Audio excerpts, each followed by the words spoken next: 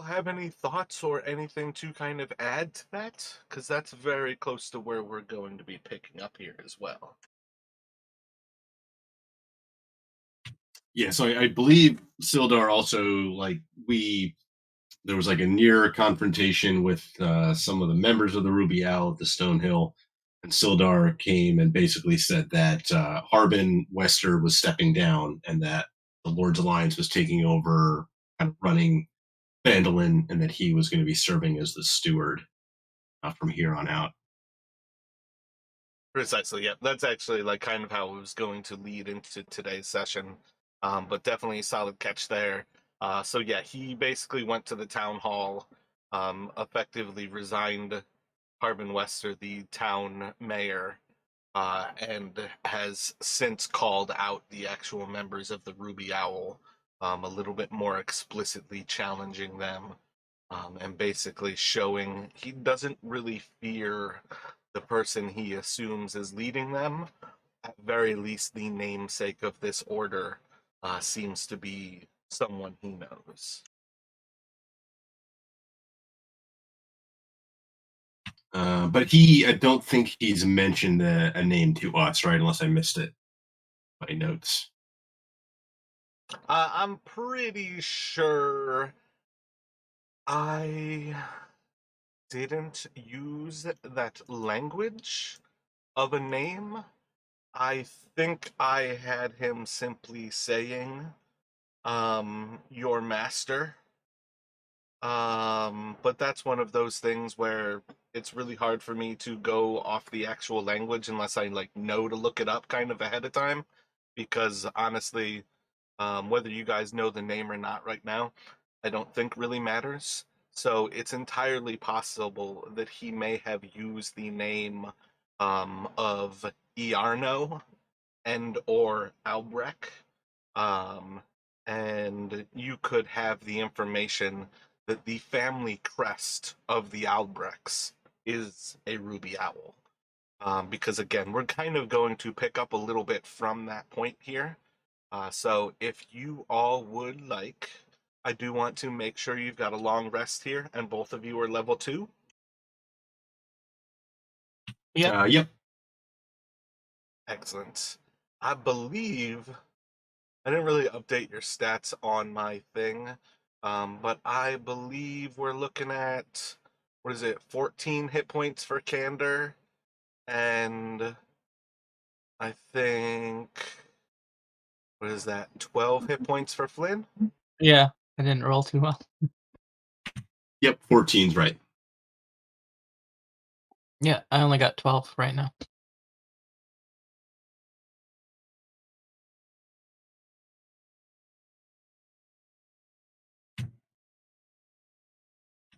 Mara, I don't know if you're speaking, but it's coming through if you are. Oh, yep, definitely speaking. I was adjusting my notes, and I still have to remember that if I click into Excel, it doesn't share my voice. So I don't remember specifically the time of day that we left off and had Sildar kind of making his ruckus. I don't think it's a big deal. I wanted to make sure to give you all that long rest that would allow you to level up to level 2. So as far as I am concerned, we are going to be picking up here on that next morning after he's kind of shaken things up. I think for what it's worth, we'll basically kind of pick up with you all kind of coming downstairs, and you can see that Sildar is just kind of sitting around in the actual Stonehill Inn, more or less kind of just seems relaxed. Doesn't necessarily seem rested.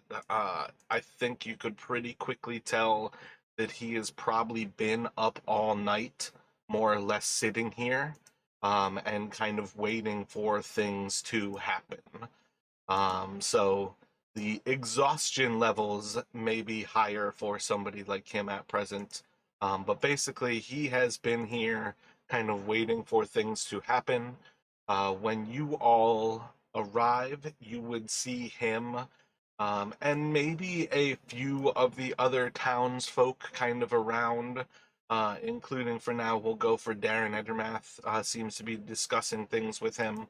And then you can see that the kind of a tavern, like musician, um, Gob is still around and kind of hanging out. Toblin is behind bar. You've seen his wife and their child, Pip, Trelena, and Pip, kind of in the kitchen area things. But you can basically overhear when you walk into the actual tavern that next morning. Sildar is plotting and planning with some of the people of the town, and you can kind of pick up more or less his conversation along the lines of, I can fight the battles for you and remove the Ruby Owl, but it would be best if we had you all rise up and show that you don't fear them any longer. The time is now for Phandalin to free itself. What kind of thoughts do you two have as you kind of walk into this conversation?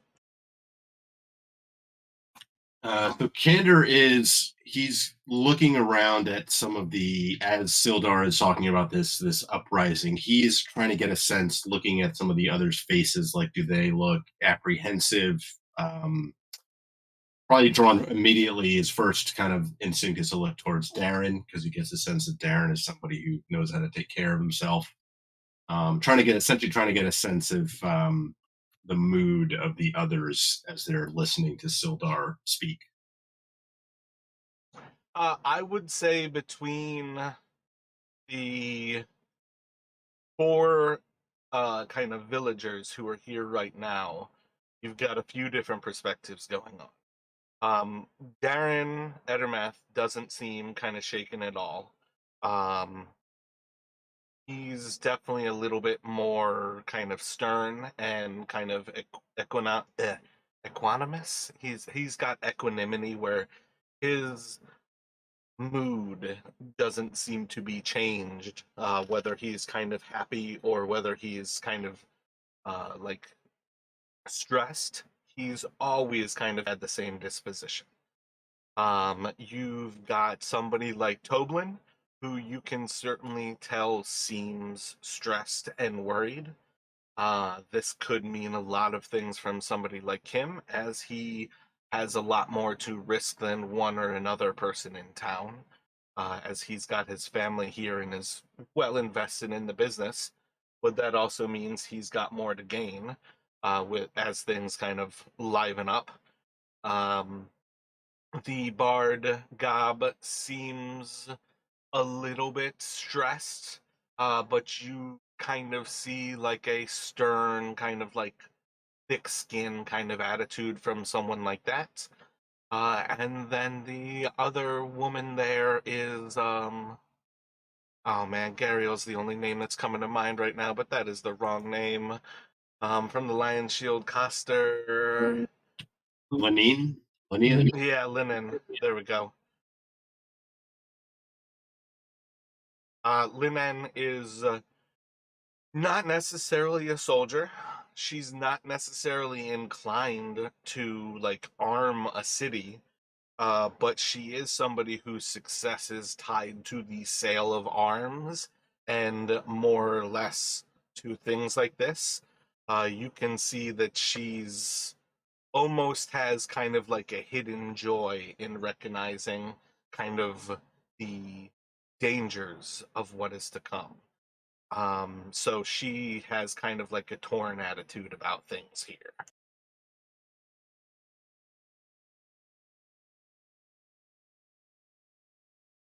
Any thoughts from Flynn as you walk in? Um, Flynn feels that Sildar likely has the best intentions. He's just worried about any innocent villagers getting hurt in this uprising.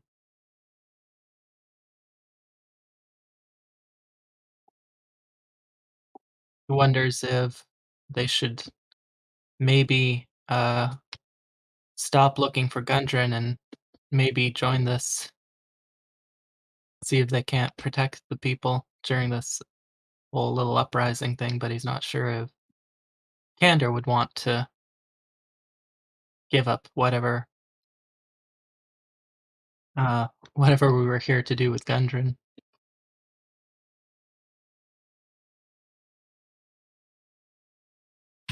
So Candor will kind of quietly towards Flynn. Will kind of like lean over. Well, I suppose if it's between Gundren and the villagers, I imagine Gundren's a bit better able to take care of himself. I share your concerns. Sildar seems rather gung ho, which can be.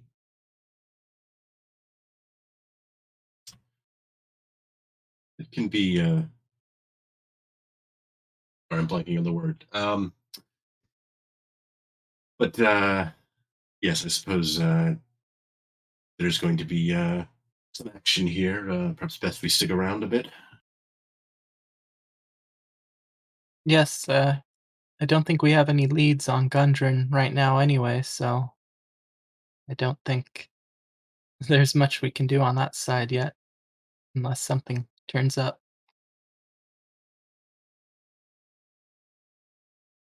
Can you roll an intelligence for me, Flynn? I can try, but that's my worst stat. Oh, not bad. You all do have the location of the dig site where the dwarves are supposed to be. So you don't necessarily not have a source or a next step to go to. It's just not as strong as what you had hoped with going to the Goblin Caves.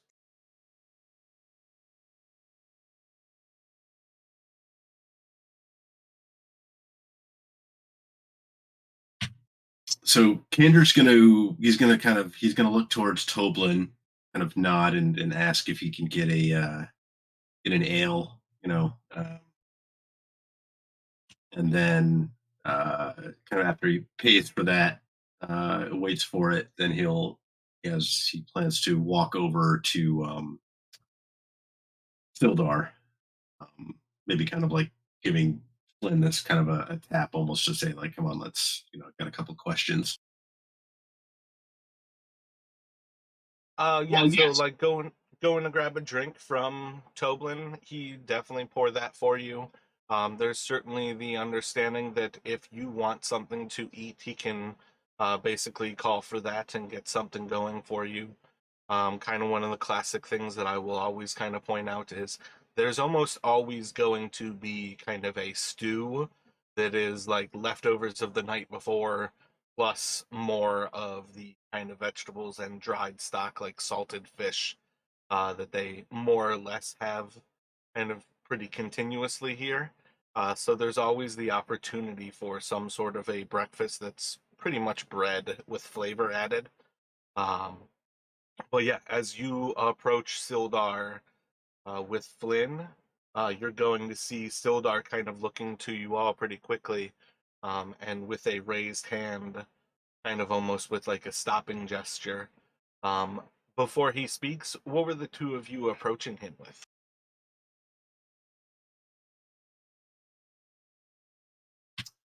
So Kander he's got the ale. He's kind of like sipping from it, and he's kind of walking over, almost kind of like sidling in amongst a couple of the others around, and then trying to essentially almost kind of like kind of motion that like he's like almost like he's got a question, like almost, or maybe even opening his mouth to start to speak when he sees the hand. Gotcha. Is Flynn just kind of following into that situation? Yeah, I'll just follow Candor for now. So when you do start to approach, and it can kind of see that your interest is somewhat attentive to what they're doing, you can tell as Sildar raises his hand, he kind of looks to you. I asked you all that this is not your fight. You've helped these people. It's time for them to help themselves. We might have other business.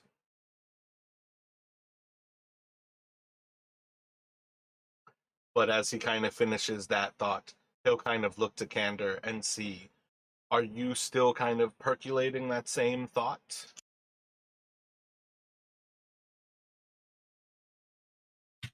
Sorry, what do you mean by that? Oh, you were approaching with a question that you were saying? Like, did he like prevent you from having that question? Do you still have the question that you want to ask? Because I was basically kind of trying to preempt that he's going to interrupt you to tell you like this isn't your fight again. Without, I was hoping to not actually interrupt you, the person, to be able to interrupt you with him, the character.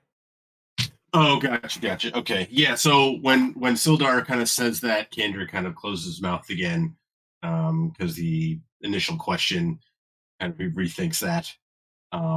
When Sildar mentions this other business, he'll kind of eyebrows will kind of raise. He'll almost kind of pensively take another sip from his ale, and then uh, maybe step a little bit closer and kind of lean in a bit and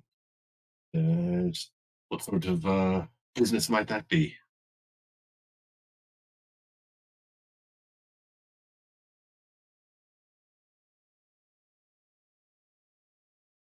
So he will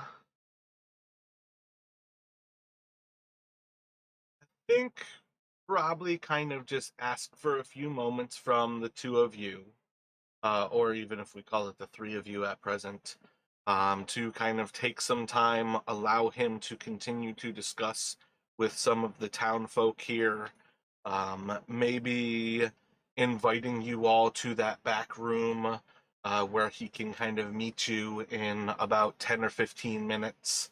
That he just needs a little bit more time with these people. Kind of during this conversation, as he does ask for a little bit more time and a bit of a delay from you, somebody is going to rush in from outside and kind of run up to Sildar and kind of pass a bit of information from the outside world, loud enough that pretty much everybody can hear that the Woodwright and his family are missing, that they were taken in the night. And you'll see a little bit of concern over Sildar's head. He's going to kind of look to the others who are still around and kind of instructing, the wheels are rolling. Things will happen. And there is little that any of us can do. Whether you join in your emancipation or hide from it, you're all in danger now. There is nothing any of us can do but to remove the threat.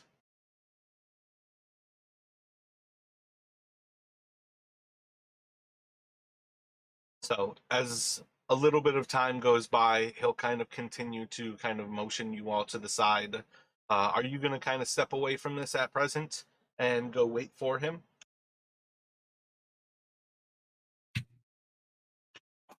So Kinder will kind of step aside. He'll probably move back, maybe take a seat at the bar, can kind of continue drinking. He's trying to still kind of listen without making it seem obvious that he's still kind of interested. Um, in like Roll a the deception check here.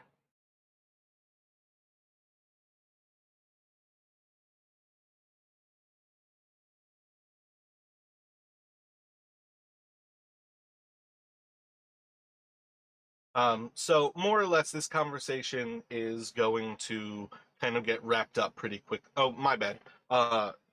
Lynn, are you kind of following suit with this? Basically, just trying to like hang out by the bar and listen.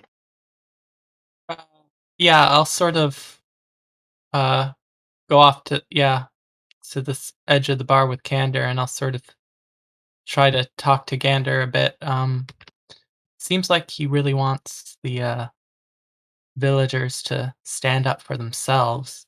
I guess that's why he doesn't want us involved, because we like the Ruby Owl, we're an outside source, and I guess he wants them to be self-sufficient.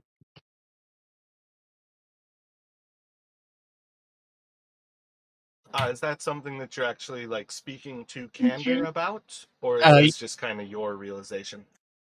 yeah, quietly with candor, I'm telling him my realization, or what I think. It's not I didn't what I think is going on.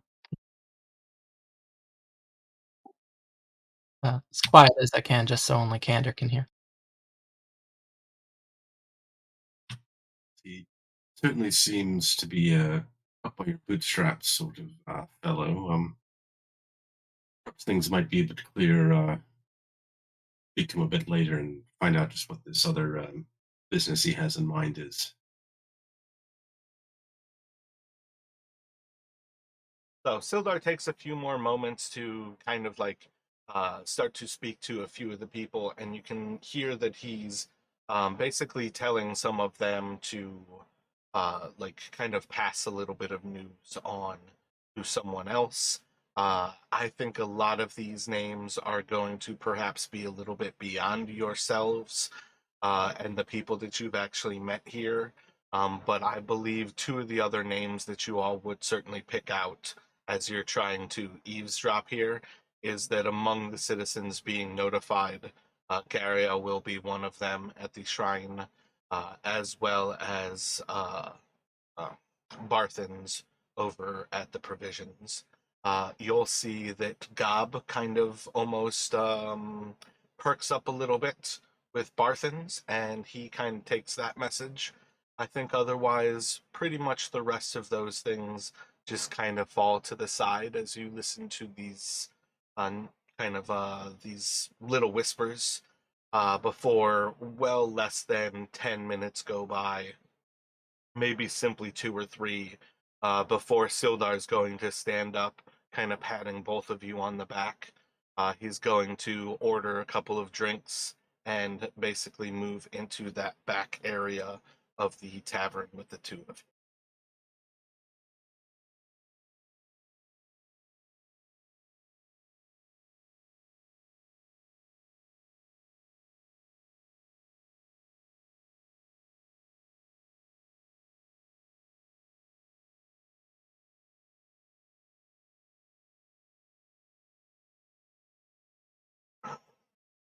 I didn't realize Darren is the only person I have on the token level, which means I have two of these people hanging out on the map level. Yeah.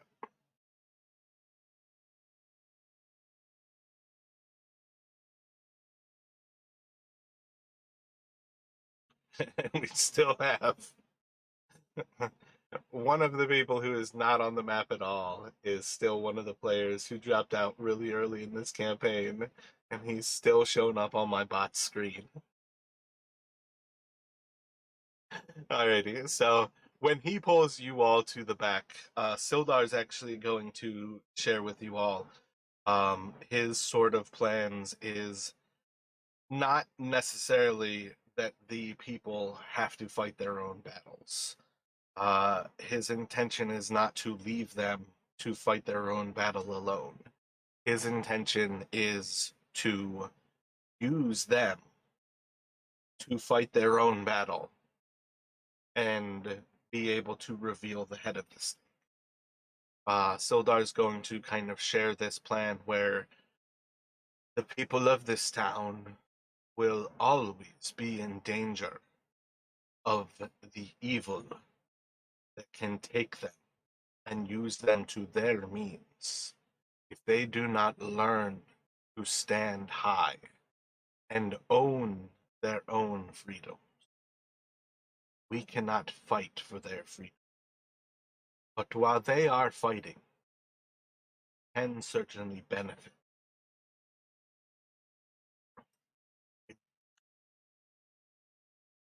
What kind of thoughts do you all have as he kind of shares this? That he's basically kind of saying, like, we're going to have them do what I told them they're doing.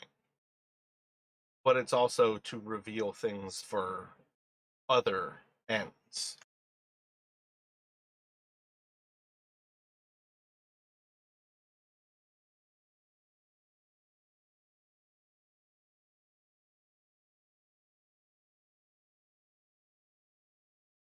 Sorry, what did he say? Something about revealing the head of Yeah, effectively, his kind of aim is if they start rising up, you're going to pull a lot of people to the center of town. And he hopes to reveal the head of the snake. Just kind of that intention that, like, a leader tends to be the only thing that you need to cut off. When you find a venomous snake, if you get it by the head, a living venomous snake is not very much of a threat if its head is in your hand. I see. So Sounds like you. Oh, sorry. Go ahead. Go ahead, Nick. so you would like, um, if you don't mind me speaking plainly, you would like to find the leader of the owls and take care of him or her.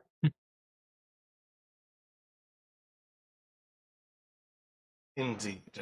I served with Albrecht many years ago. I am quite aware that he is not the bravest of souls. And if he is ruling these people, it is certainly his intention to keep himself from as much danger as possible. If there is an uprising that threatens them, then it is certainly within our ability to manipulate things to where he is no longer as safe as he assumed.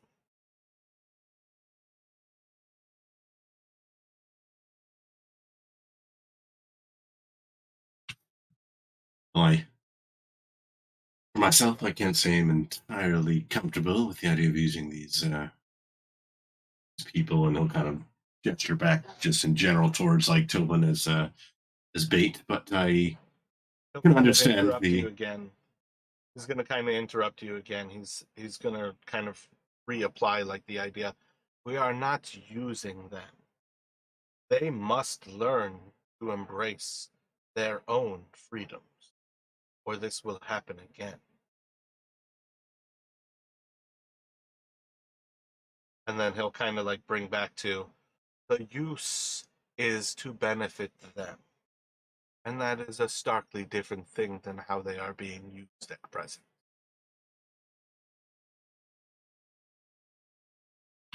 Kid will kind of consider that, and then kind of give like a nod in like acknowledgement. Maybe take another sip of his ale, and then. But I can agree, or I can see the sense in the plan. Cut off the head of the snake and such. I've had some dealings with these types before, and they do indeed tend to fall apart a bit when they're no longer controlled by a stronger hand.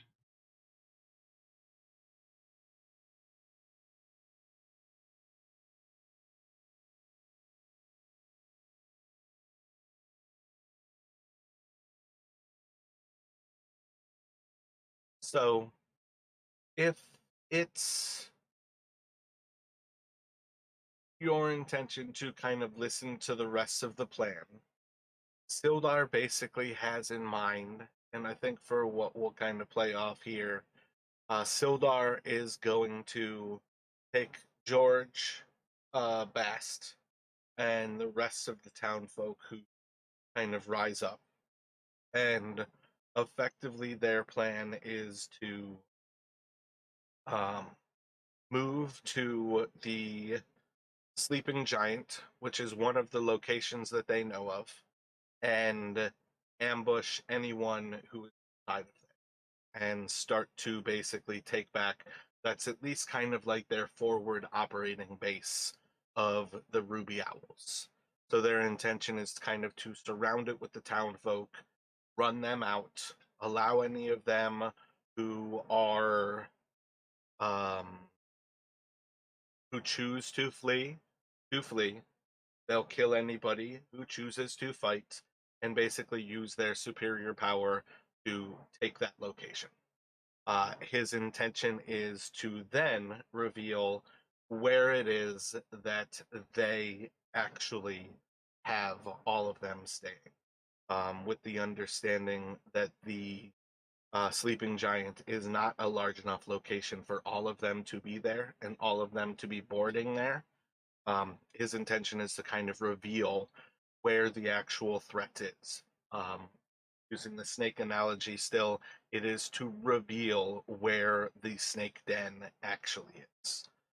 So this part is, again, actually, really, I should possibly say, like, George and Bast will not be a part of that. The idea is to bring as much attention still to Sildar and the people of Phandalin, and that's kind of their first step. The second step then is that they will all move into the center of town, create a massive bonfire, and basically celebrate their victory. And this is where he'll have George and Bast join them and kind of sit in ambush, while any of the townsfolk who don't want to be explicitly there but will still help do the same. Basically, they are going to set a trap for anybody who comes in a initial pushback. And his intention then is for the two of you, Flynn, uh, Jaren, Gander, and Trevin, the four of you rather, to move into wherever their actual stronghold is. And it will be you all who start to clear out their actual stronghold.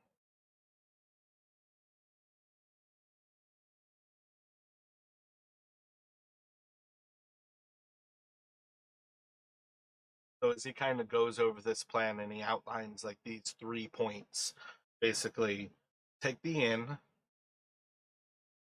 celebrate so they come and strike back at us, and then while they are distracted, send you all in to cut the head from.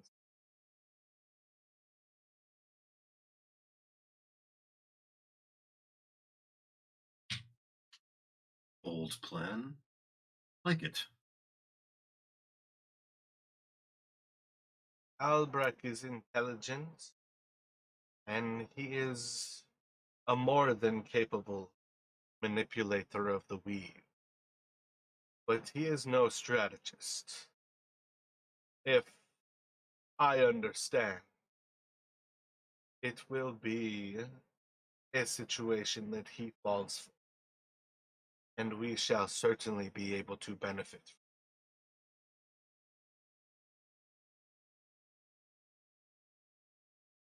Do either of you have any thoughts on how you would like to manipulate this plan? Do either of you want to kind of move forward with this? You have any other thoughts or concerns?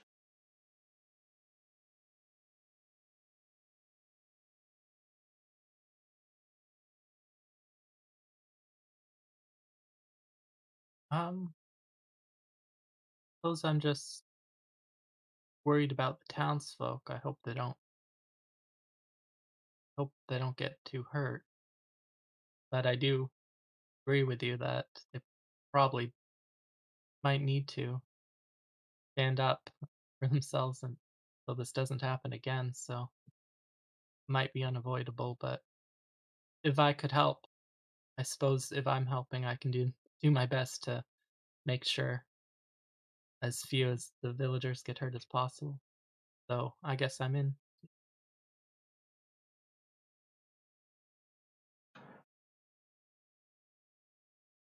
Yeah, you'll see like there's certainly concern on Sildar's face. He'll kind of like clap a hand over your shoulders as he kind of looks to you two, um, kind of like one on each side of him, and he'll kind of solidifying that point. And the people of this town have all come out to a frontier of danger and death.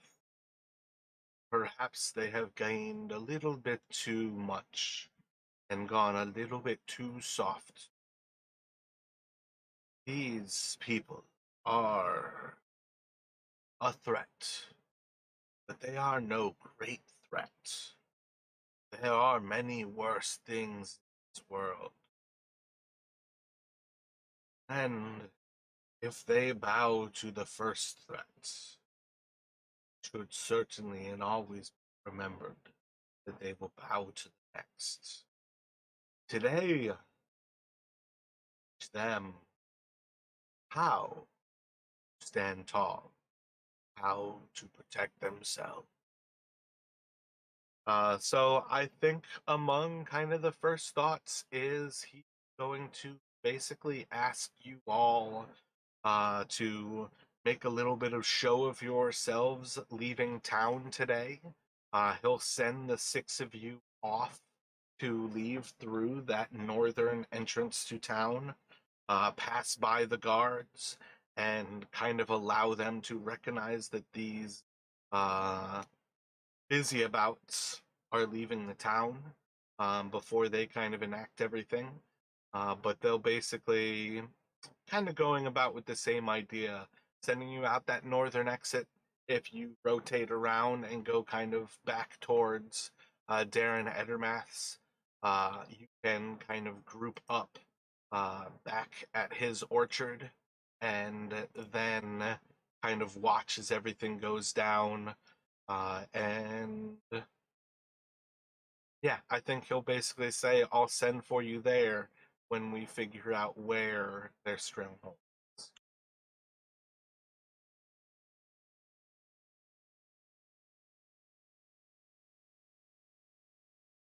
If that sounds like a acceptable plan, we'll kind of have that all start to happen here as these people are all leaving the inn.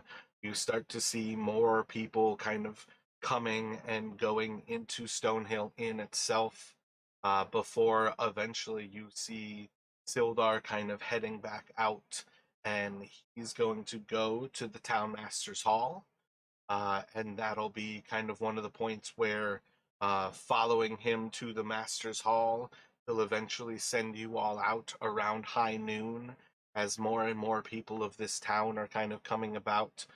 You can kind of see that the guards are no longer being, or the Ruby Owl are no longer being quite as casual about how they're policing this town. They're no longer going about in like twos and threes.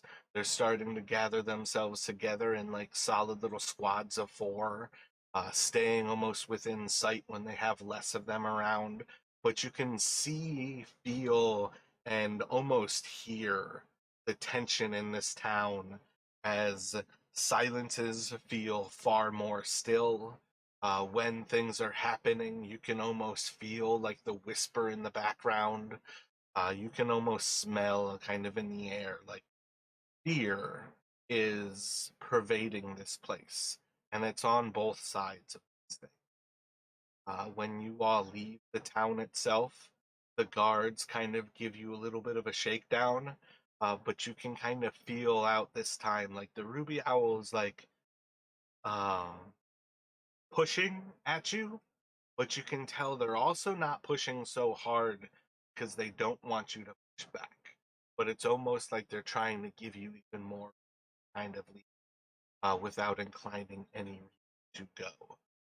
But as these guards kind of like basically watch you all leave town, you follow your way back to the Edermath Orchard in kind of the roundabout way, like leaving the town, heading to the river, and kind of moving back to the south from there. You'll see eventually as kind of a fire arises from the sleeping giant.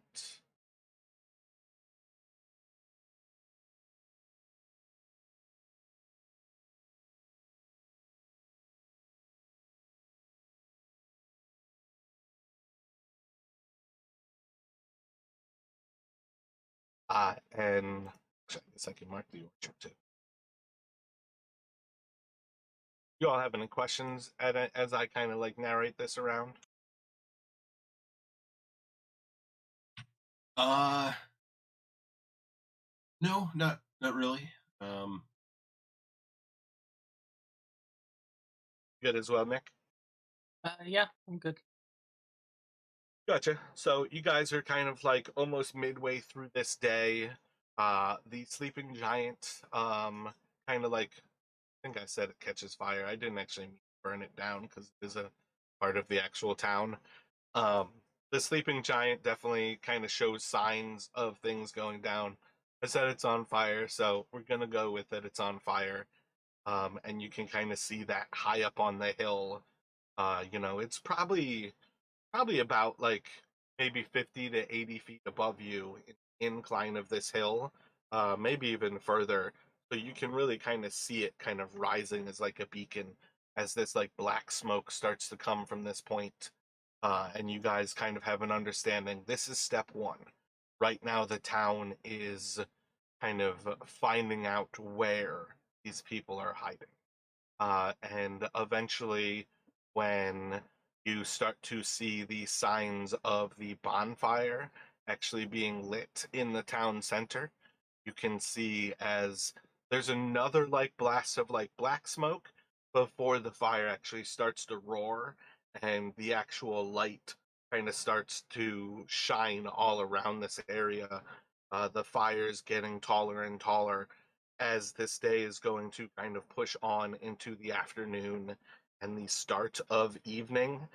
This massive fire in the center of town is just going to be kind of a beacon as they celebrate effectively getting rid of the ruby owl.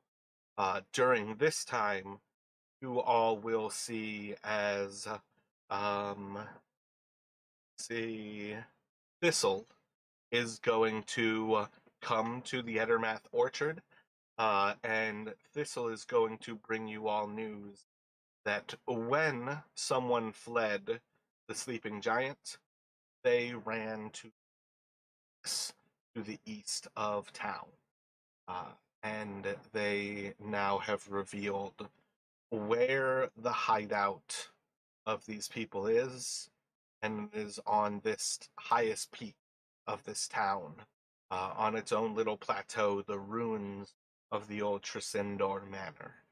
Um, and Thistle will basically kind of instruct you. Um, Sildar wanted me to pass it on to you that they had fled to the old manor. If you're able to find your way there, you can follow the road, or if you any ropes, we have 4 lengths and some climbing gear left outside of Barthen's. He left it out near where you returned the wagon last.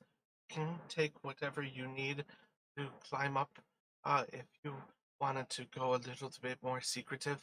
And he said, um, oh, there was one other thing. Uh, oh, oh, you should hear when they come to the bonfire. Wait for us, have their attention, and for battle art center of town before you move in.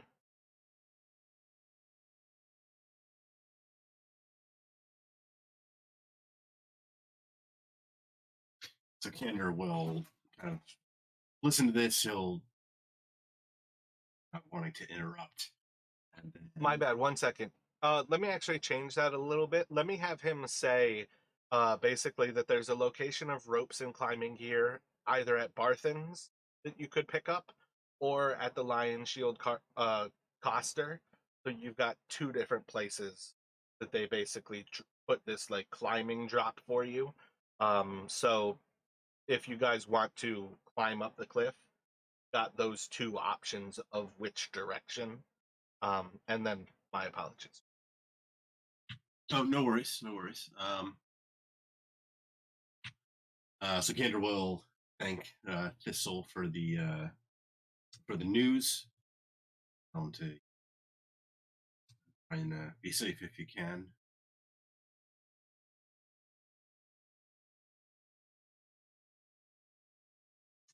Or towards Flynn, as you will hear it when battle starts. I think it might be useful to pick up that climbing gear if we can. My leaning is towards the Coster. Supplies there we may be able to pick up.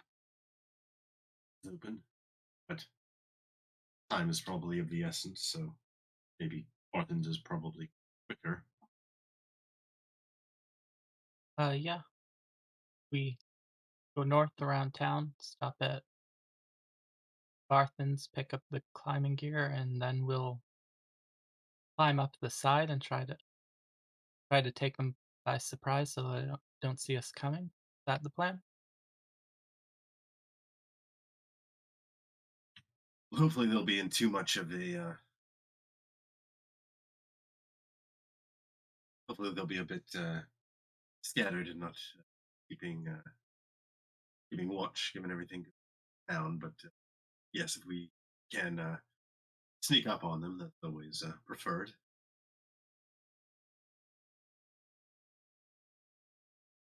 Don't know what this Elbrick looks like. Well, I guess maybe that's something that Sildar would have mentioned, um, since he knows him. I know he said that he is a magic user, so that might be another way to identify him. Yeah, maybe he gives you all a little bit of a description that he's always been a little bit of kind of a thinner, shorter man. You could always tell that his kind of physical health was always sort of lacking in kind of the focus on his mental powers. That this is basically somebody who almost looks sickly as far as a lot of soldiers goes. And sorry, just remind me in terms of the order of the Ruby Owl. They don't have like a uniform per se, right? Do they have we noticed anything that they all seem to like carry in common, or like any sort of emblem or anything like that? Effectively, they have the unification around their red clothing. This is definitely far more a band of brigands than that there is an actual military force here. So you kind of can see that there is certainly a unification around certain numbers of their clothing are effectively that red color. Um, but among some of the like easiest things is basically the red sash that you can kind of like tie around your waist. Is a pretty simple way that it seems many of them kind of add the bit of red clothing to them to identify themselves. So Cantor's going to suggest if we can get our hands on a couple of those sashes, probably won't hold up to close scrutiny, but might give us a second or two.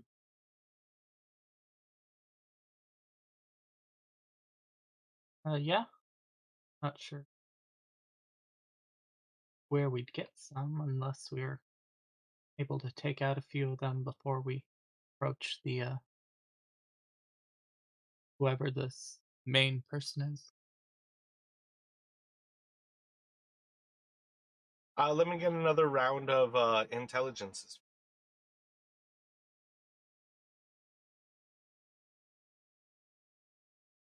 Both of you, rather, my bad. Oh, I forgot. Turn on two rolls, but it doesn't.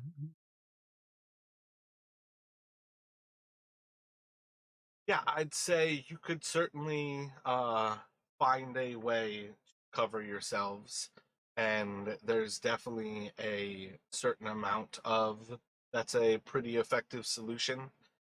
You do not know how well any given person knows any other given person.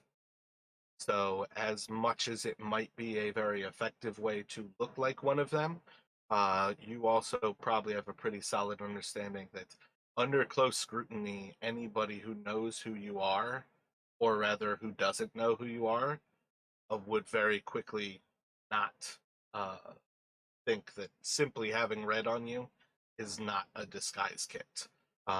But it might give you a couple of precious feet to get closer to them. Yeah, that's all Cantor's kind of hoping for.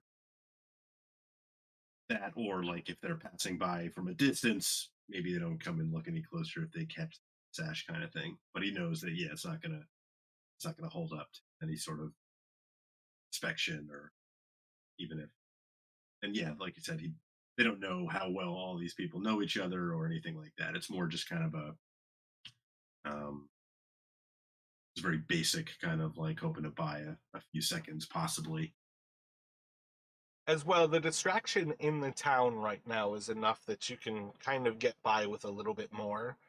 There's certainly a little bit of anybody who's out of their homes is perhaps like a little bit shady, but people who are not like openly celebrating are not necessarily going to be a big deal compared to the people who are clearly celebrating and basically are embracing the kind of rising. So there's a certain amount of anonymity and safety to simply not being the person in the center square right now. But as you all pass through the city on your way to the east, was your intention to go around the northern edge? Yeah, I think we agreed that we would go to going around the north, planning to stop and try and pick up the drop at Barthen's. Gotcha. What was your idea? What were you thinking about from Lion Shield that you wanted to pick up? Oh, it's potentially like studded leather. Um,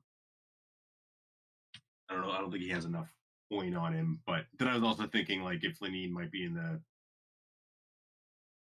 the square, and it would might be too much of a delay to try and like find like a suit that fits. He doesn't really know what they carry, so he kind of like thought that it for a little bit and then kind of put it aside and kind of we have. Roll D100 for me. 80 or above. Gotcha. Yeah, so when you get to Barthen's provisions, kind of after having basically discussed this with Sildar, and kind of the talk of looking at a studded leather outfit or a studded leather hauberk, you can go through, you can see like the climbing gear and the extra ropes are there. You can take a few moments to like look at the studded leather that Linnen kind of like left at that drop. It's going to be too small for you. So for now, you have to stick with what you have. She leaves kind of a note basically. I hope this will fit you. If it doesn't, my apologies. I'm usually pretty good at guessing people's sizes, but in lieu of it not fitting, I hope yours is still effective, and I do, of course, owe you all. So as things calm down, we can make sure to provide one that actually does. Uh, Best of luck to you. And you can kind of see as you like finish reading this letter, like, yeah, she remembers she kind of owes you all anyways. So you'll certainly be able to get one in the future. But at present, this studded leather is too small for Gander. So you two can each write down that you've got a climbing set and another 50-foot length of rope. Um, and you guys can head off. Let me get a Actually, let me actually. What are your stealths bonuses from each of you? +0. Have And disadvantage? Are you in heavy armor? Yeah, and I'm in heavy armor, so disadvantage. I'm +5. Gotcha.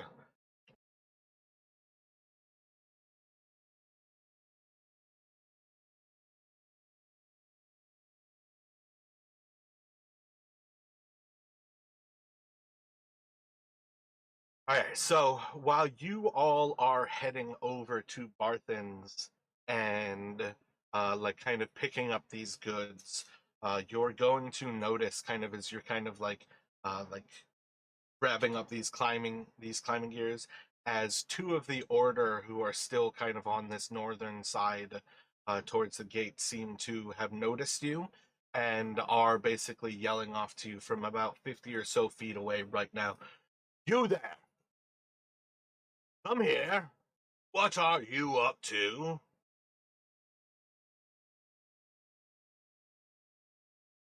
Town's on lockdown. You've no reason to be out.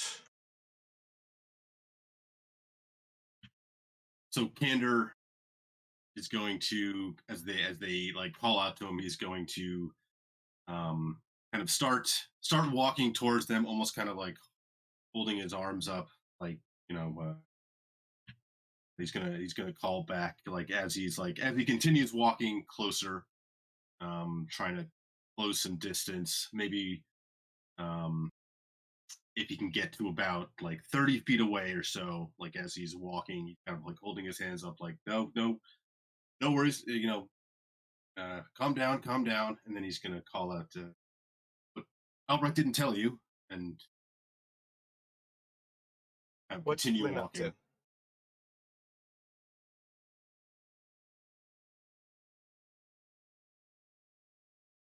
Um, yeah, I'm gonna follow Candor, try to close the distance with them in case we have to fight them. I'm not. Gotcha. Hands up as well. You're letting him kind of do the talking as you Yeah. walk side by side. Of course, my little notepad that I usually keep all my notes on, I'm looking at a new microphone filled with all of like the research I've been doing. So you start a new one here. So while you are approaching and saying this, Candor, can I please have a perception check from here? Yep.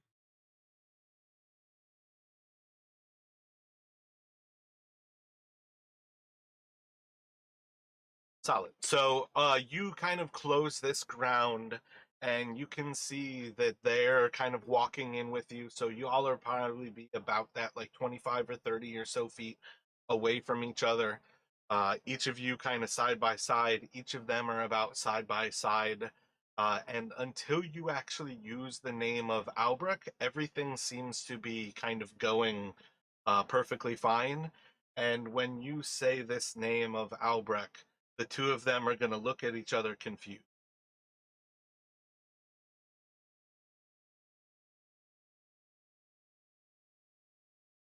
Are you going to do anything when you apparently confuse two of them? You're kind of within about 30 feet of striking distance. Are you going to try to capitalize on this kind of moment of weakness? Yeah, so Candor's going to continue closing the distance as like he sees kind of like this confused look come over their face. He's gonna like almost like shake his head in consternation.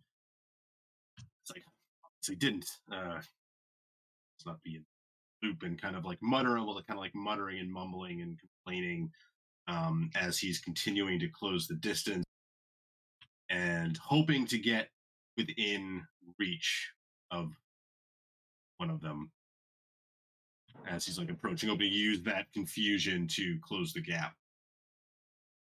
Gotcha. At this point, basically, let me have you guys roll a initiative here, and we'll see what kind of reaction times everybody has here.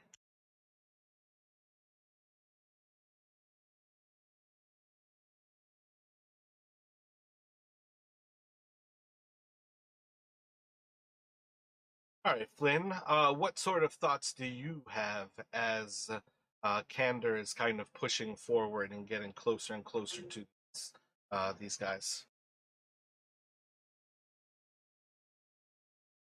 I'm not sure. Are we looking for Yeah, I'm not sure what Candor is up to right now. If he's moving in for a surprise attack, or is he just trying to talk our way past them? Gotcha. So are you just walking forward with him and trying to like maintain an understanding of what he does, and you're going to attack when he attacks? Are you moving side by side and taking this as a call to action and you are going to attack?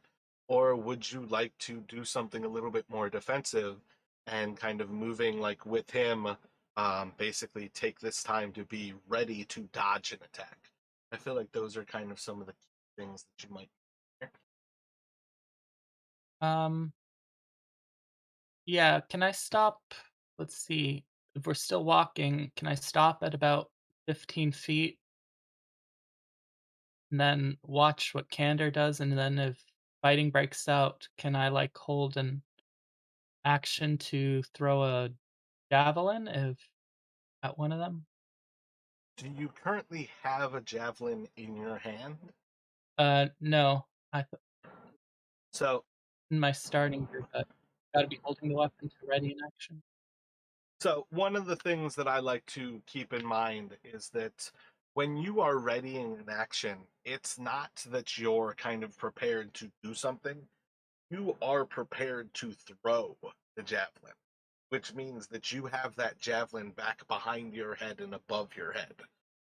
It's the same way as like if you are casting a spell, when you hold an action and cast a spell, like if you say, I want to throw a firebolt at whoever it is that Candor attacks, the trigger for you to throw your firebolt is Candor attacking, and you'll throw it at whoever he attacks. But you've already cast that spell. If Candor doesn't attack anybody, your trigger to attack whoever he attacks never happens, and that spell is wasted. Firebolt is a cantrip. That's no big deal to lose the spell, because you can always cast cantrips. But if you only have, what, Flynn, you probably have like two level one spell slots right now, I think. Um, Yeah. yeah, so if you say I'm going to hold an action to cast, I didn't actually look at your spells, but say you have like a Searing Smite, which is not how you use Searing Smite. So this is just me using. If you say I'm going to hold an action casting Searing Smite, and if somebody gets close enough, I'm going to hit them with it. Um, that's one of those things. If nobody gets close enough, you lose that spell. The spell slot is spent the moment you hold the action for it. So, one of the things to keep in mind is that holding an action, which is an attack, like if you're doing an attack action as that held action, it will almost always be perceivable as a threat because holding an action to throw a javelin are looking like you're ready to throw a javelin because you are. Versus like dodge action is something that's a little bit more subtle. You might look a little bit lighter on your toes for somebody really paying attention to your footing and paying attention to the fact like that knight's all of a sudden standing much lighter on his heel. That's somebody who's ready to fight, or rather ready to save themselves from an attack, which is hostile, but it's not nearly as hostile as readying a javelin. So returning to that idea, like you could certainly draw a javelin and ready an action, but you might also want to recognizing that you're pulling a javelin over your head. You know, maybe this is where you could say to one of them, "It's time for you guys to strip. You're going to need to be tied up, and we'll be taking your clothes." Or it's time for you all to flee because if you don't, you're going to be dead in about 5 seconds or whatever you might want to say to them. But if you basically ready an action to throw a javelin, it's probably worth kind of threatening them because the javelin itself is. Mm, okay. Uh, I'm not see, I'm not sure what I wanna wanna do yet. I don't That's perfectly fine. You're acting faster than Candor, so that's part of why you don't necessarily get to know where he's going with this. And that's perhaps where readying the javelin works really well because you can basically target whoever he's attacking, or simply holding a dodge action helps you prevent something from happening to you. But those are kind of the two slightly less than simply running up and attacking one of them right now. But I feel like those are kind of your three options. um, okay, I'll continue walking up with Candor. I'll approach there's 2 of them, right? Indeed. So, yeah, I'll approach the one he's not approaching, so that and then I'll ready a dodge and try to keep myself between the second one and Candor so that if they if fighting breaks out, one of them has me as a target, and instead of both of them going after Candor, hopefully. But Gotcha. So you can take the dodge action right now, and you can basically close the ground where you're moving up and into, like face-to-face contact, more or less, with these people. yeah,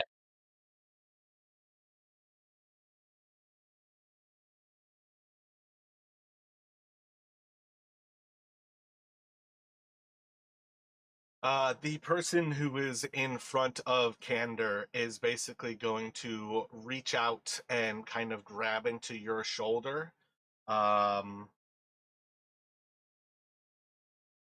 Let me have a strength athletics or a dex acrobatics from you, Flynn, as this person kind of is basically attempting to grapple you.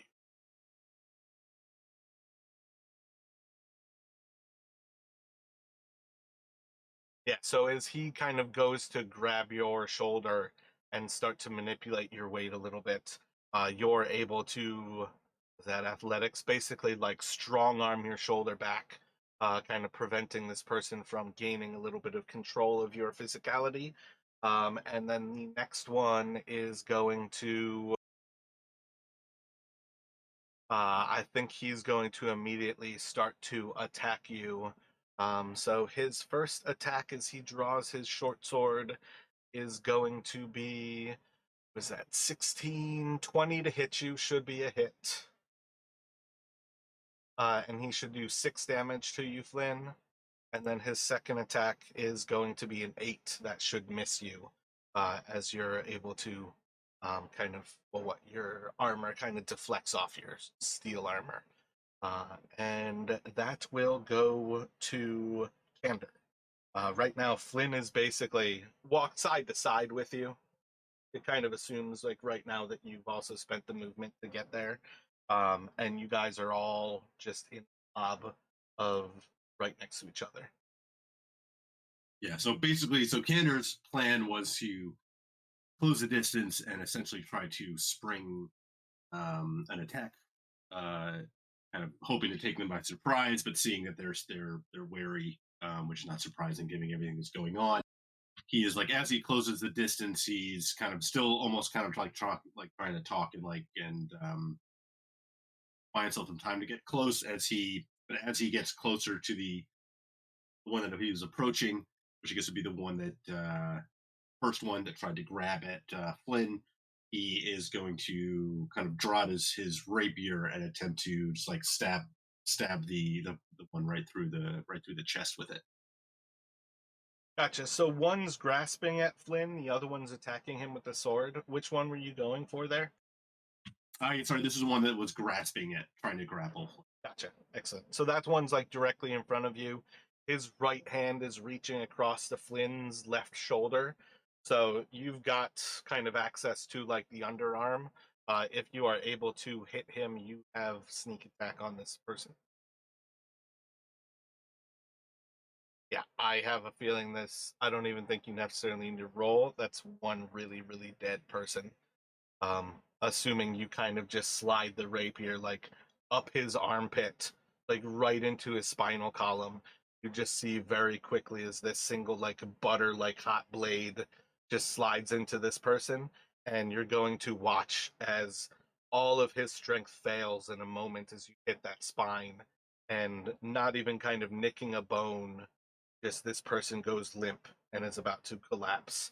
Um, Not necessarily dead, but effectively this person is now a paraplegic. Gotcha. Yeah, and yeah, that was his action. He's going to. Um, well, he wasn't sure if he was going to hit with that, so he's probably going to kind of like as he can kind of feel the blade going in well, he's gonna kind of turn towards the other one that's attacking Flynn and trying to move himself into position, kind of like almost on the other side of him. I know there's no flanking mechanically, but essentially trying to get close. Well, I guess we're kind of side by side. So, but yeah, Yeah, you guys were all basically in the same like 10-foot square. So effectively, you're already in combat with that person. As far as the mechanics go, you're not necessarily moving like away from Flynn, but you guys basically immediately already kind of have this person sidelined like that. So Flynn, as Candor kind of moves up, you don't know whether you were able to strong arm your way from this person or whether the rapier into their flesh was what dropped him. But you have one more soul in front of you who just slashed across you with the sword. What would you like to? I'll hit him back, I guess.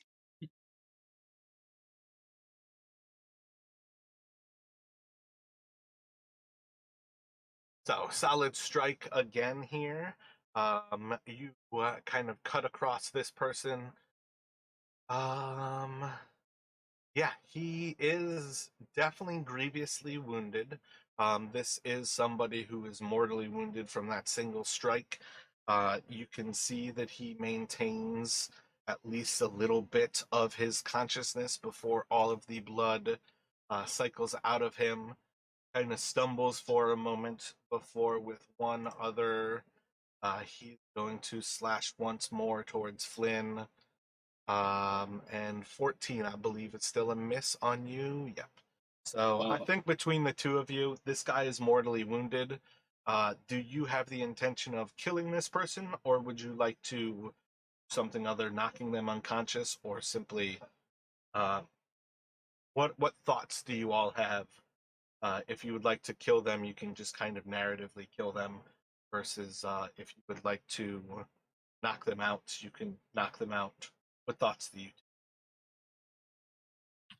so Candor is still thinking like, we don't have time to, if we knock him out, revive him and question him.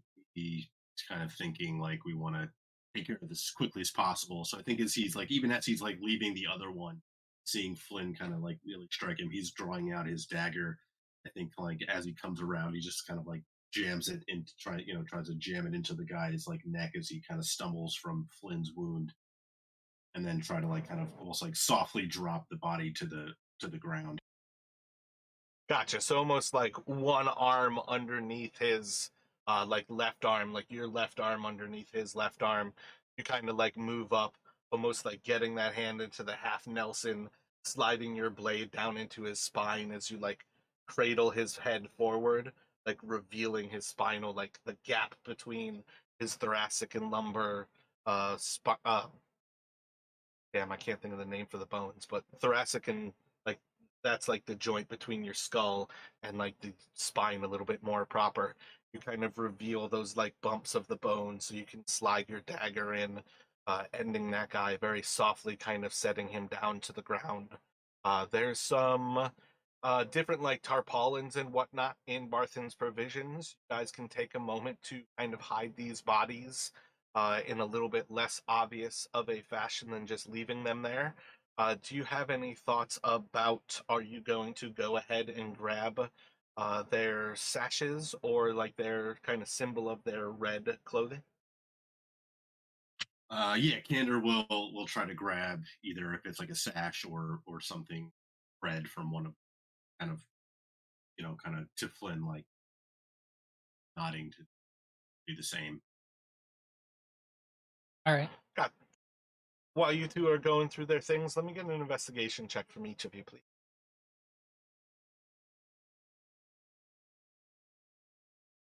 Solid. So you take the time to make sure that you can grab their emblem of the ruby owl, and you can tie those sashes around you. Theoretically, we still have you with Trevin and Jaren here, so you guys have two of the four of you kind of covered, but you can progress forward, uh, continuing your way towards the peaks of the manor itself. Do you intend to walk outside of the stone wall and make your way for the cliffs, or are you all intending to walk up the actual like street side that kind of winds into this? Candor's thinking cliffs. Yeah, if you like kind of pass through the pass past the wall to the east of Barthen's, and then try to come up on the northern cliff edge. Yeah. Yeah, we picked up the climbing gear. Might as well climb the cliffs. Excellent. So while you all are getting yourselves set here, let me have whoever is going to lead climb. Let me have that person make a athletics here. Um. Oh, first of all, on the way, I'll let's see. They weren't using magic weapons, right? They were just using regular weapons. Theoretically, why do you ask? My heavy armor master reduces Oh damage. yeah, 3 more points. Yeah, so it would only So what I think I said 7 damage it did. So I think you would take 4. Oh, I thought you said 6 damage. Okay, so you would take 3. Yeah.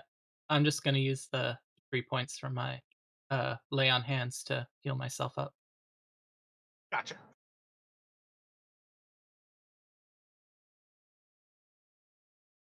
And, yeah, Lynn's pretty decent at athletic things. He could lead the climb. Is just curious, is climbing something that can be acrobatics for candor, or is it athletics? I am open to you using acrobatics. The falling, if you are acrobatically climbing, may be slightly more dangerous. Yeah, because he's well, if Flynn's leading the way, he'll just follow behind Flynn. He's gonna not try and be too fancy for now, so he'll go with athletics. So if you allow Flynn to lead climb, let me get an athletics here from you, Flynn. Excellent. So you can lead the first section of this cliff here, and you guys can get up to the kind of first level of this plateau. This is basically about like 20 or so feet above kind of the tallest portion of like the city at large, as far as like topography wise. The manor itself is still a good like 40 or so feet above where you all are. Do you intend to climb the next section of cliff, or would you like to walk around and take the street?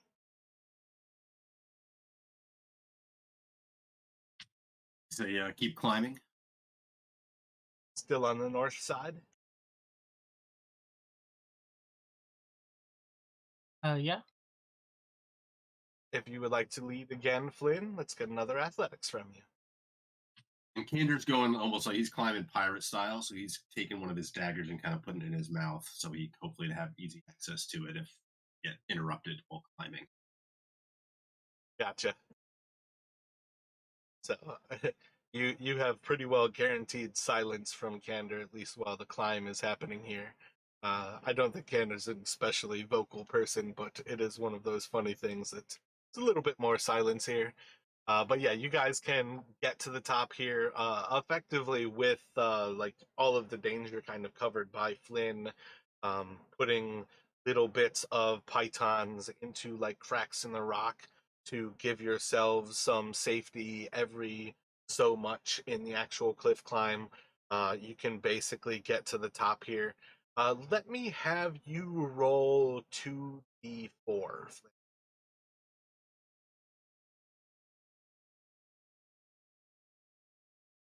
So just for what it is worth here, um, inside of the climbing kits that you guys might have added there, just make sure that you have a total of 4 missing. Very minor detail in the long run, but you basically use 4 of the pythons from those kits. For what it's worth, Flynn, you can mark it all down right now that you are missing 4 of them, but you guys can even those out at a later date if you so decided to. But you guys can get to the top side of this cliff where you do start to see the ruins of this manor ahead. Right now, where you all are coming up, can see that there are a couple of different areas along this side of the home. Can see that there is an entrance To the east of you, there is an entrance to the west, and then kind of like a fireplace along the walls that you're probably closest to here. Could move around to the actual east of this structure, or you could move around to the west of the structure. But there are at least two doors here at this point, kind of east of you and to the west of you.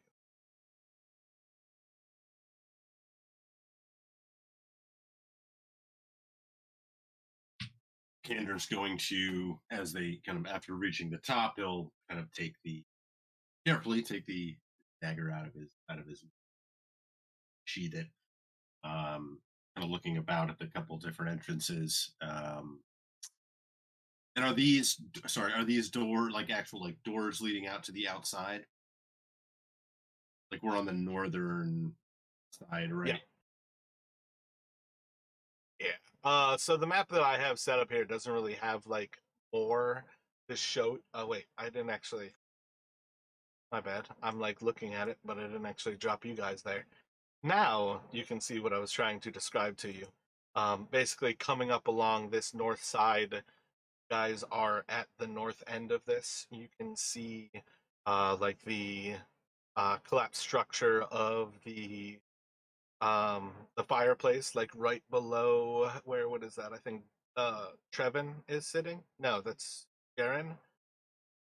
And then there's a door to the west of you, like west of where Candor is, and then there's a door like immediately south of where Candor is. That's like the eastern one. Otherwise, you guys can basically travel around the building east or west if you wanted to look further.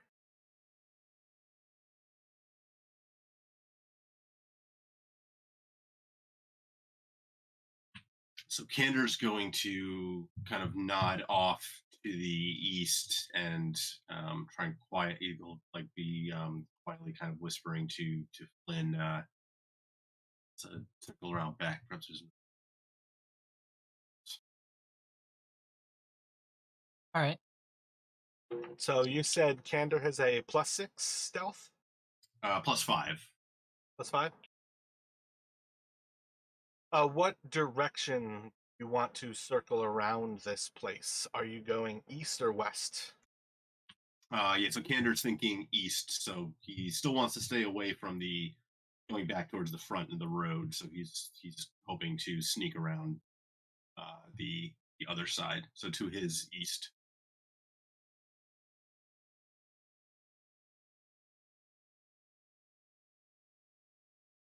And what kind of like march do you all have in mind as you start to progress around this east side? Going like Candor and Flynn side by side and your hirelings kind of following right behind you kind of thing? Kander might actually kind of suggest Flynn hang back just a little bit because he's in the heavier armor. Um, still within, close, but maybe like 20, 25 feet behind him. I mean, it's up to Flynn, obviously, but that would be Kander's suggestion. And Kander, yeah, would be planning to kind of take the lead from here on and stealthily. Uh, is Trevin following you right behind, or is Trevin going to be back with Flynn?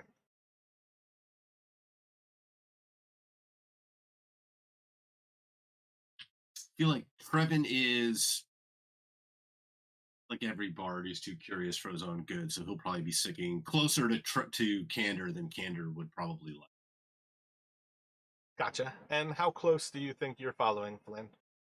Um, yeah, I can stay about uh 25 feet back. Like Flynn is like the characters would be self-aware that they can cover 30 feet if something happens. So yeah, I'll stay about 25 feet back. And is Jaren following you directly, or is he side by side in front of you? Um, yeah, he'll be with me. He's also, I assume, also in heavy armor, or it's a cleric. I don't know. Did we actually discuss which kind of cleric you were Uh, going to rock with him? yeah, I wanted him to be like a life cleric. Yeah, life cleric I think would be in heavy. All right, so if that looks pretty solid to you all, that's kind of your marching shape. It's almost like an arrow point. That's kind of how I see it. So while you all are marching around this, we'll kind of have Candor sort of nearing the actual like front facing of this building.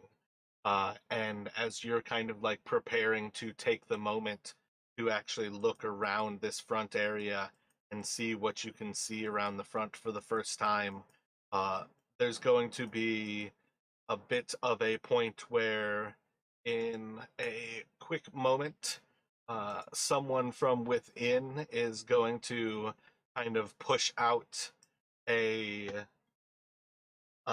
like a oh man, a window shutter. And basically, like, while you guys are sneaking past these windows along this, like, right side of this manor, all of a sudden this guy pushes out a shutter and is just looking directly at Flynn. I need you guys to roll initiative.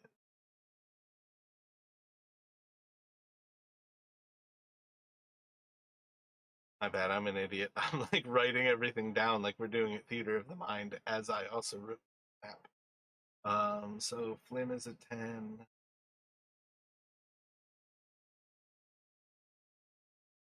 Oh, nice. I don't know why it added an N, but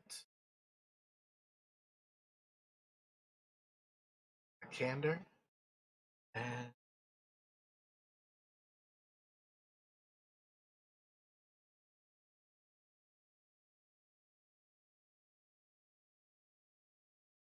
so this guy's going to throw open this shutter, and as he like sees Flynn kind of walking by this window, he's just going to yell out, and you hear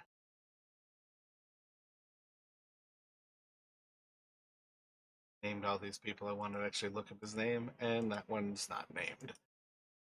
He's just going to yell out to his friend, uh, Lythansis, um, there's busy about, as he draws his sword, and you hear this like as he unsheathes it, and he's going to strike through the window at Flynn, kind of like right below the sill, and he's got one of those should hit with a 20, and the second one is going to miss on a 10, and that's for another 6, so another 3 damage to you there, Flynn.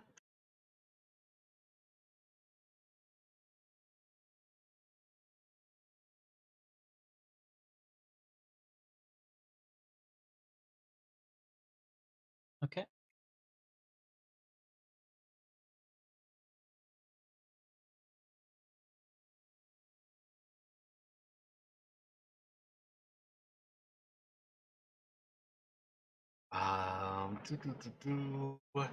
The next fellow kind of dropping his ale is going to stand, and as he kind of yells out, you hear another name, and he's going to push forward, hopping up onto the table, and you see as he's going to draw a bow, and he's going to take a shot into,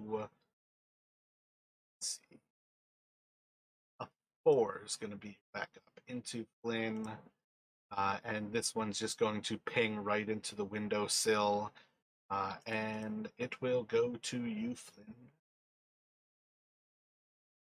Um, yeah, I guess I'll draw my sword and hit the one right in front of me through the window.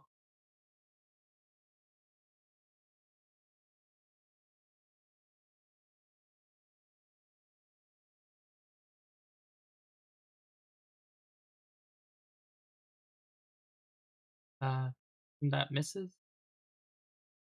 Yeah, as you strike out at him, just kind of hitting into the sill, your sword's just going to kind of like lodge a little bit. takes a bit of effort to pull it free. Any other movement from you, or are you going to kind of hold that position? What are you thinking? I moved here, so I'm still within like diagonal range of would this still be in range of the other guy or would this provoke? Um Like the guy at the window, yeah, you're still fighting him, even if okay. you move like kind of away from it. Yeah, I just want to move out of the way of the window so the archer can't see me, hopefully, or at least give me cover from him.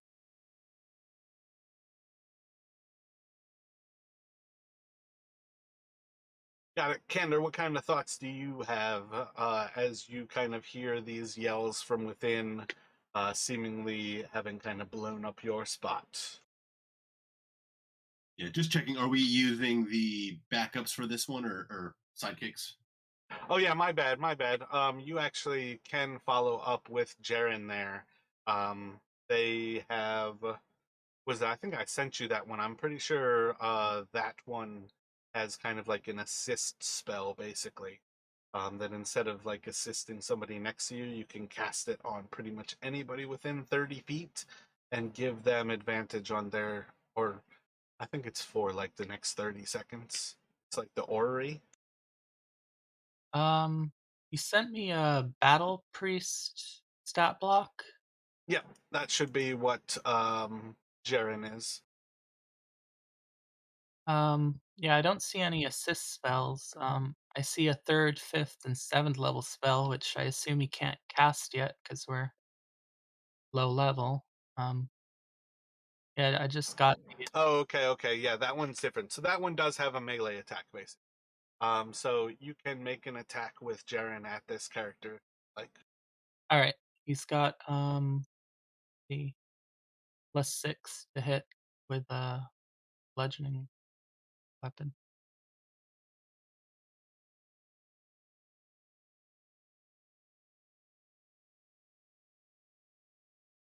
I think I actually got rid of the life cleric because the life cleric has a 3 times per day resurrection spell, and that's just not acceptable. It's like you've got 1,500 gold worth of diamonds every single day. No.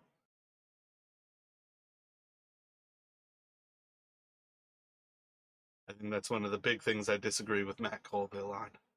Very big differences in like the availability of resurrections in his world, very clearly. Um, Got a 13 +6, I think.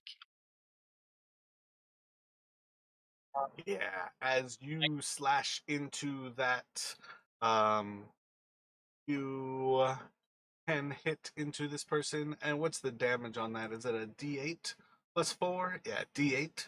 D8 +4.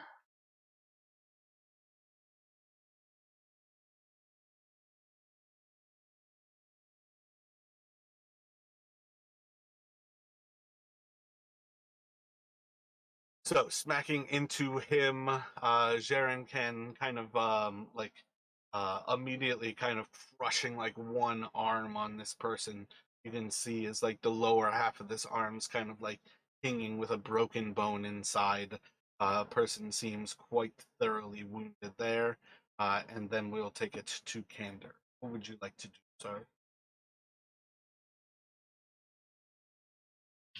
Yeah. So Candor, kind of as he hears the window shutters open and kind of hears this sudden commotion, kind of lets out like a curse under his breath.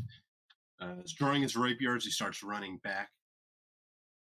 Flynn, seeing them drawing their weapons,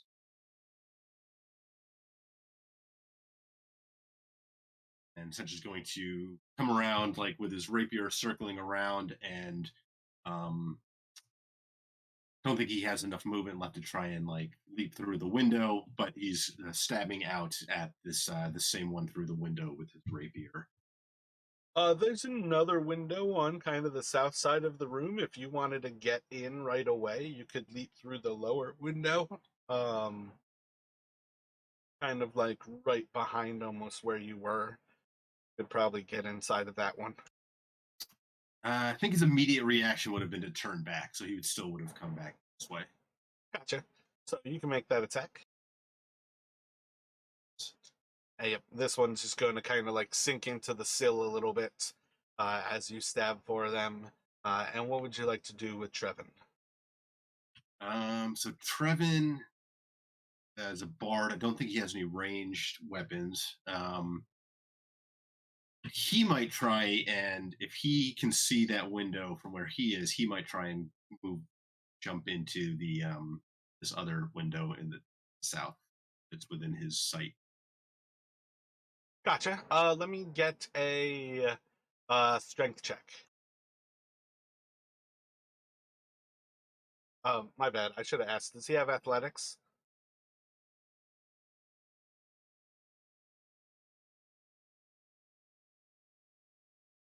Probably not, but So I don't actually think I have a sheet for him.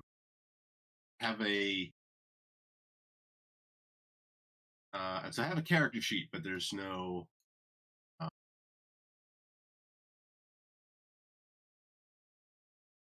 Like did I abilities create or the anything. NPC character sheet for him?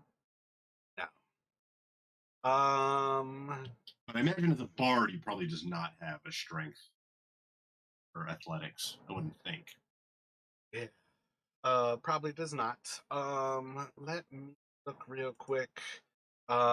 So you can bust through the other window.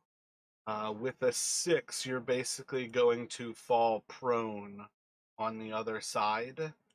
Um, you can use the remainder of your movement to stand. So you're not actually prone, but you're basically going to kind of find yourself inside of this room. Yeah, he'll kind of. Sorry, go ahead.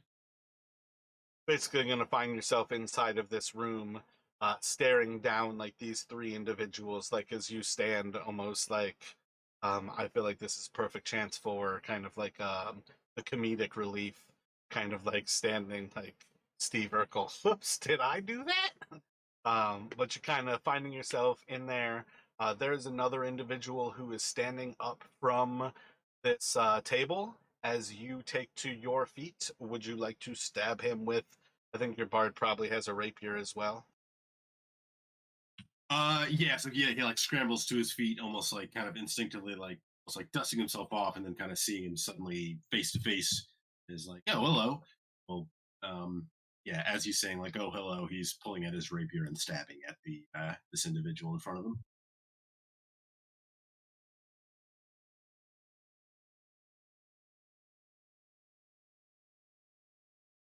Solid hit there. Should be like D8 plus either 2 or 4 for the bard. Did we discuss? Were you thinking about the lore bard, or were you thinking about like a college of whatever the swords? Probably for Trevin, it would be lore. Yeah, I mentioned Gotcha. charisma would be his main attribute. Yeah. So He's +6 to hit, and then he is a +2, so that'll deal 5 damage to this one. That guy as well is going to be mortally wounded as you kind of like stab into him as you stand, just kind of like sliding your rapier into his flesh like butter. He is going to very quickly react, kind of like drawing his sword, slashing into you. First one's going to hit, so I need a con save from Trevin, and then the second attack into him. I have a feeling a 12 misses. Yeah, AC 13 on the Lore Master. so I think that will be a wound to him. I got a 4 on my con save.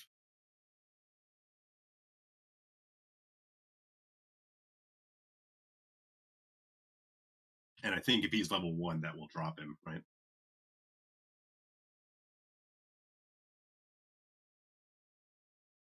Yeah, my bad. I was speaking, trying to save the actual lore bard for you to show you, and couldn't like speak at that time. So yeah, he's going to fall unconscious. They effectively have one wound right now. So as he kind of stands stabbing into him, the guy stabs back. It's gonna drop Trevin unconscious. We're gonna go back around to top of the order. The folk who first spotted you. Let's see. He's going to continue the little brawl. I think we got.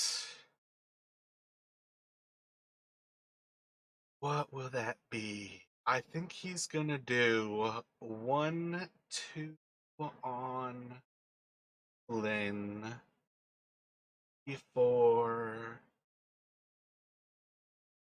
What's the best way to break this up? Yeah, I think he's gonna be half that he's gonna actually go for Trevin here. So gonna strike back out at Flynn. And probably a 21 to hit you at this point here. Big ol' miss on the first one. Big ol' miss on the second one as he just kind of like hacks into this windowsill. And is going to step back and clear that sill. The three of you can take opportunity attacks at him if you would like to use your reaction. Yep, Candor will.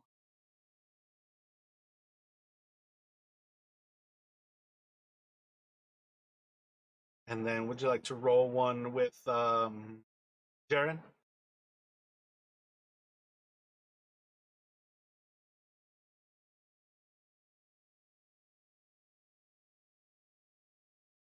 Yeah, so as he kind of steps back, the height and the sill itself are enough that basically all of you are going to come up short of grasping at him with your blades.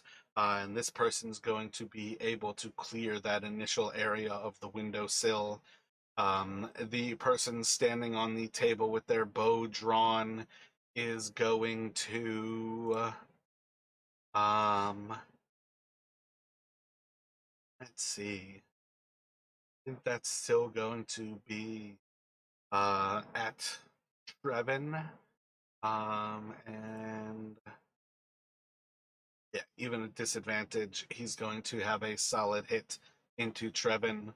Trevin's going to lose one death save as this arrow. Yeah, should just have him stab him. Too late. He's just going to put an arrow into Trevin as he's kind of like barreling through the room and kind of falling to the ground. Trevin will have one failed death save with that.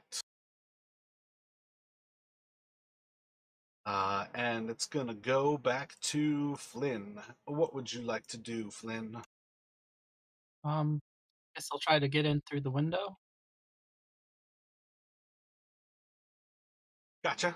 So you can crawl through. It's effectively difficult terrain, so you've got 10 feet to move 5 feet actual building. Actually, you'll need 20 feet then because now Kander is actually in front of the window.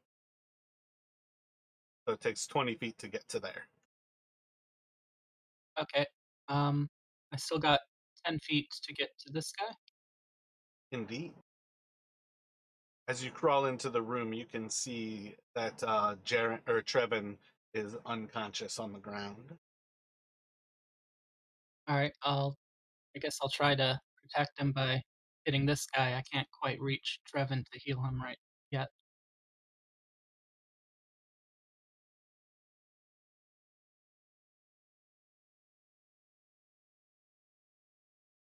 Oh, are saying anything? I can't hear you.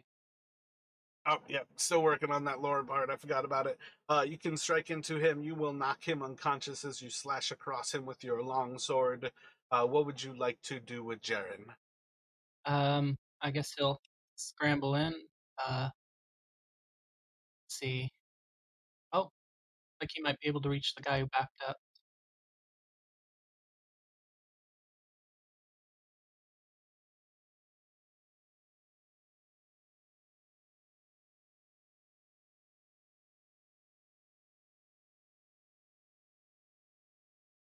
You should have the lore master now, Justin. Okay, great. Solid strike with that one. That guy, you don't even roll damage. He's going to fall unconscious as well.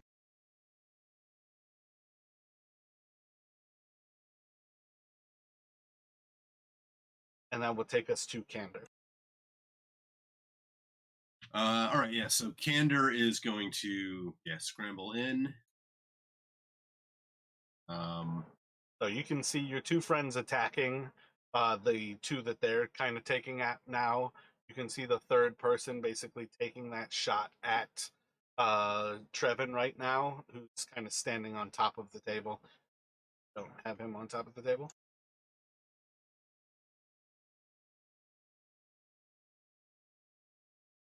Okay, and this is this table low enough? Can essentially Candor wants to try and essentially leap up onto it so he can attack the bow wielding guy.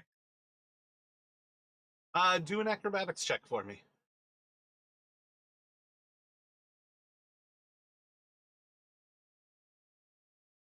Yeah, kind of like trying to like step up from the kind of chairs and like things in this room. You are going to fall in the process of closing the distance. You can make your attack at disadvantage, but you are prone on the ground or prone on the table as you collapse up there.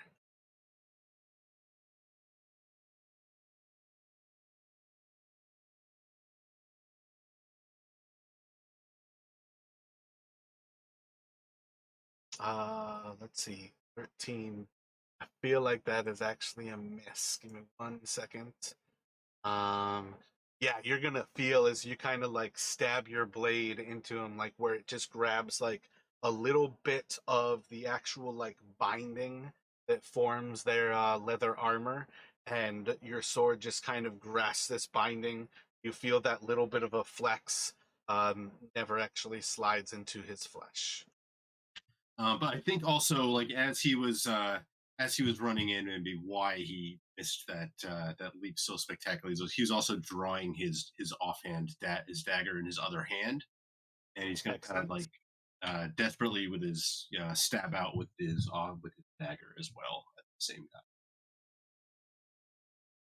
and completely whiff.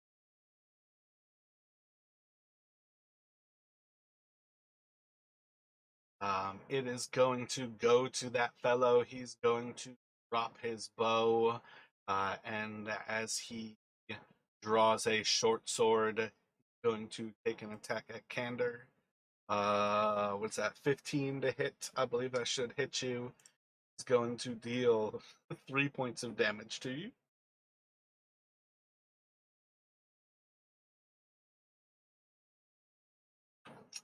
And then this is a pretty similar situation as far as things go. There are three of you inside of this place.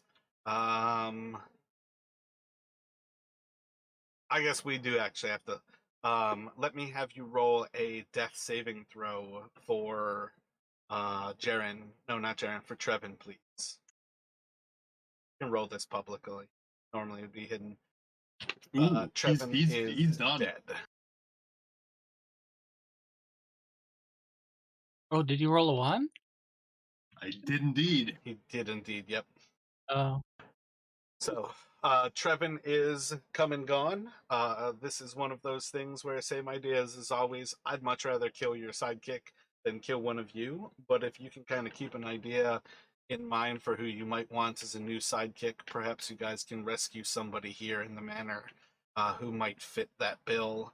But for present, you can kind of um, see is there's like a little bit of like a gurgle as Trevin seems to kind of like choking on blood.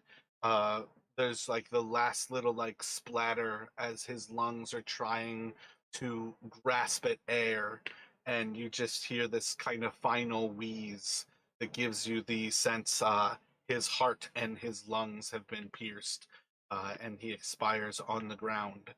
Flynn, what would you like to do? There is one last person on the table, stabbing into the shoulder of Candor. What would you like to do, sir? Um, yeah, Flynn wanted to help him, but I guess if he's already dead, I can't even. You could use your action to do a medicine check and see, but as far as things go, um, can pretty much tell that person is gone. All right. I guess I'll rush the guy who shot him with the arrow while he was down, angrily at someone who would shoot someone while they're down.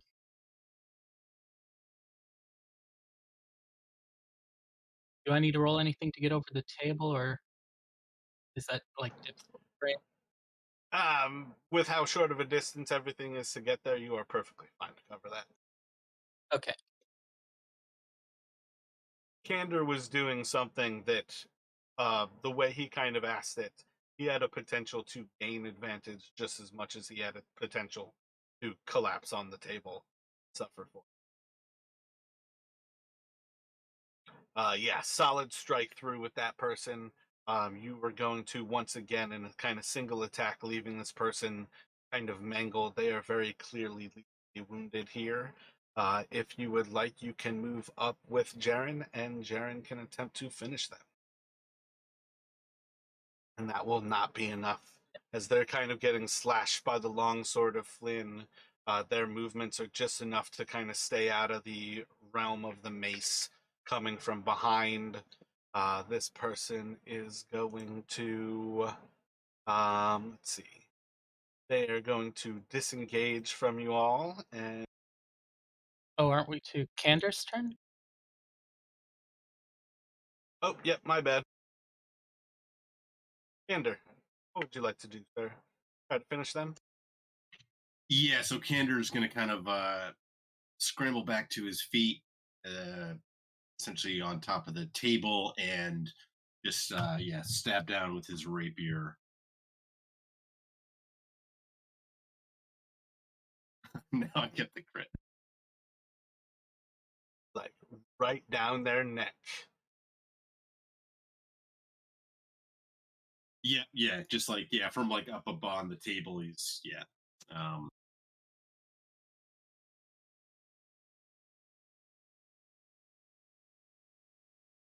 and then I think he's going to kind of as he does that, he kind of having heard like kind of like the death rattle from Trevin, is going to kind of like jump back down off onto this other side, kind of rush over to him. Um, only to see that he is beyond rescue. I feel bad. You took all that time to create the lore master character sheet, and then Trevin dies like 2 minutes later. I've got those all saved in my actual like OneNotes, so they're nice and easy to access. It was purely just like fumbling about it because of the voice shit at the same time. Oh, okay. So I think this is actually going to be the point where we are going to call things here. We are at the end of kind of our normal scheduled time. This will allow us the potential of kind of jumping back in with George instead of the sidekicks, anyways. But you guys are now inside of this place. You've lost a little bit of your secrecy, and we'll kind of see how much of the actual noise of the brawl does kind of get out of this room itself, and if you guys still have the element of surprise. Sounds good. Actually, you know what? I'm sorry about that. Let's not actually go there. Let's at least have you guys roll a quick investigation for me here.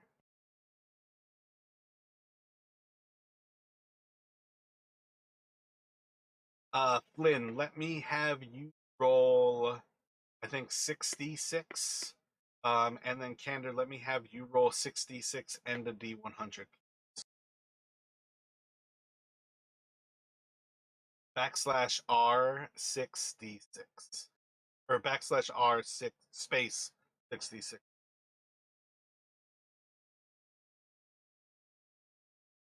Yeah, I forgot to do the /R.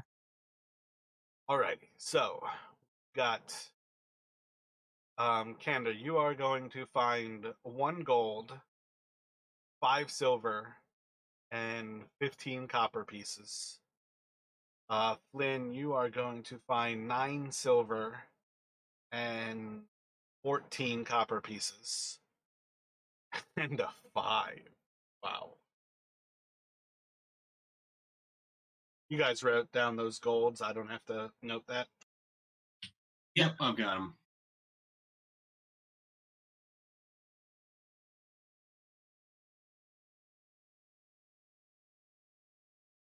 Oh, actually, let me have each of you roll a d20.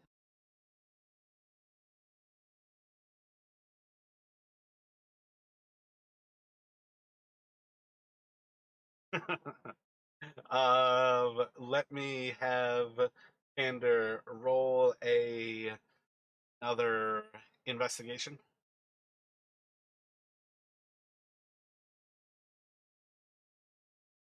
And then roll another 66.